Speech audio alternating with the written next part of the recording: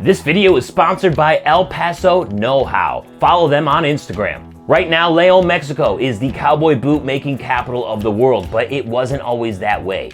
El Paso, Texas used to be where most cowboy boots were made until the industry started its decline in the mid-80s and early 90s, which pushed many companies to start production in China and León, Mexico. But the brands who are still headquartered in El Paso today retain the true Western spirit the industry had in its heyday of the 70s and 80s. So today I'm sharing 5 true Western spirit qualities and how they are still embodied by El Paso in the cowboy boot industry. Number 1, romance and myth. There's a larger-than-life quality to the Old West. Dusty sunsets, dramatic duels, lone riders with a past. When we look back on it today, there's a certain romance and myth of the golden years of the cowboy boot industry in El Paso. The 1970s to the 1980s saw tremendous growth for all the brands located in El Paso, whether they were making boots right there in El Paso or across the river in Juarez. Folks couldn't get enough of the high-quality construction boots coming from brands headquartered in El Paso. Top brands like Justin, Lucchese, and Tony Lama were growing like crazy, and smaller brands like Hondo Boots were doing very well too. Another brand, Stallion, started in the early 80s and succeeded in selling high-end wholesale boots as well. It seemed like there was enough business to go around for everybody. And these brands were making boots the traditional way. All leather through and through with hard leather insoles, a leather welt that's channeled into the insole, a leather heel counter, and more. Some of the best boots in the world were coming out of El Paso, and from 1977 to 1981, the most cowboy boots were sold ever. It seemed like there was no end to the success. It was a gold rush. The romance of the Western spirit seemed real until the industry was struck with a myth in their thinking. The movie Urban Cowboy was released in 1980, which helped drive cowboy boot sales through the roof. Tony Lama even started building a second cowboy boot factory in El Paso to help meet cowboy boot sale demands. But in 1982, sales dropped drastically. The Western wear stores had their shelves full of cowboy boots, and it seemed like every store was fully stocked.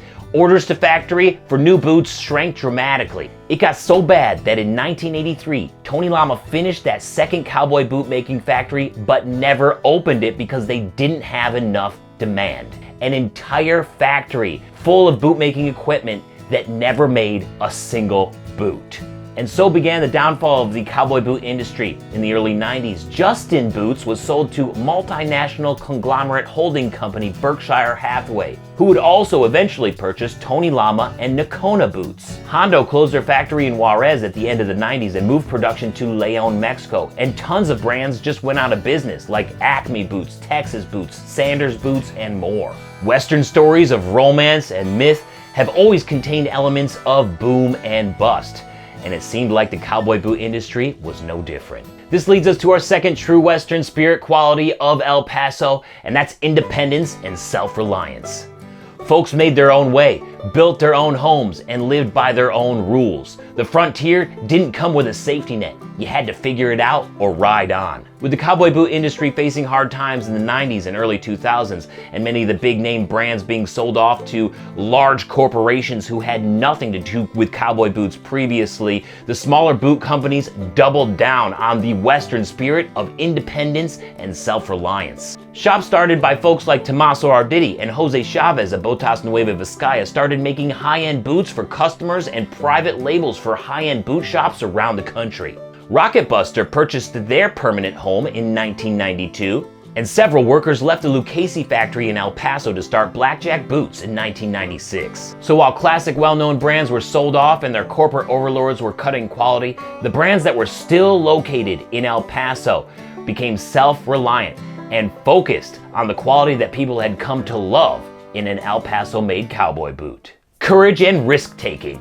Whether it was crossing the plains, chasing outlaws, or starting a cattle ranch, the Wild West was all about bold moves. Fear didn't mean stop. It meant saddle up anyways. It was a risk for many of these El Paso boot brands to stick to proven methods of making a cowboy boot. The costs of their boots were much higher, but also the quality far exceeded the competition. In a time of turmoil in the cowboy boot industry, it took courage to stick to their guns and carry on the El Paso bootmaking tradition.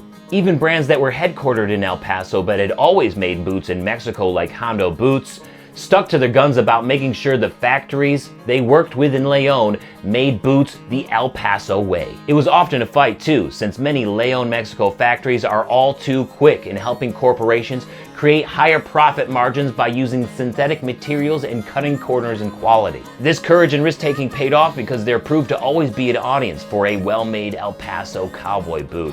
While they may not sell as many as these international corporations, having boots with El Paso quality standards still holds a special place for many, and they wouldn't have it any other way. Resilience and grit.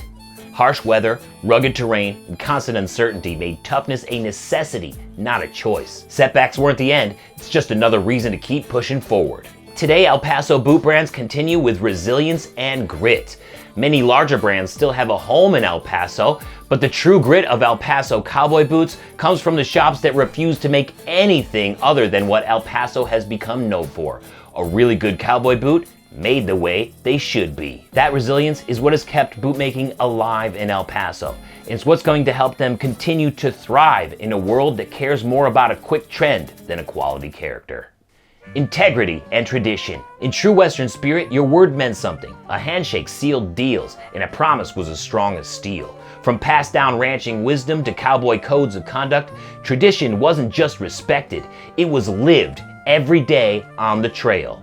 To this day, El Paso embodies integrity and tradition to the point where some of these brands' biggest fear is betraying their values. Like a hero in a classic Western movie, these El Paso boot brands would rather go down in a blaze of glory and close up shop rather than make an inferior cowboy boot. They're going to stick to their guns for as long as they can to make a traditionally made cowboy boot with integrity because it's proven to be the best after more than a century. Leon, Mexico might be making the most cowboy boots these days, but the heart of cowboy boots and the true Western spirit still beats loudest in El Paso. I'm going to El Paso to get some good boots made. Boots of all leather and the highest grade. 'Cause those El Paso traditions will never fade. Going to El Paso to get some good boots made. Thank you so much for watching today. Why don't you check out this video about Hondo boots up here? Or I got a music video down here I think you might enjoy. Don't forget to subscribe up here and I will see you next time. Peace. Have a good one.